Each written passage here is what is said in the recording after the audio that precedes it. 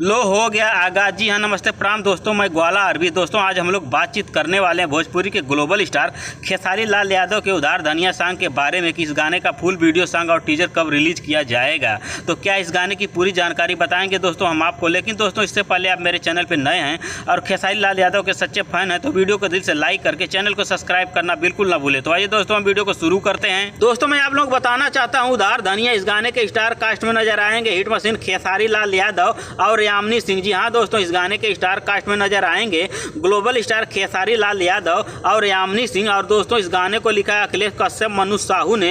इस गाने में संगीत दिया वी.आर. वर्मा ने। और दोस्तों इस गाने के कंपोजर हैं आदर्श सिंह। और दोस्तों इस गाने का वीडियोग्राफी किया है पवन पाल ने।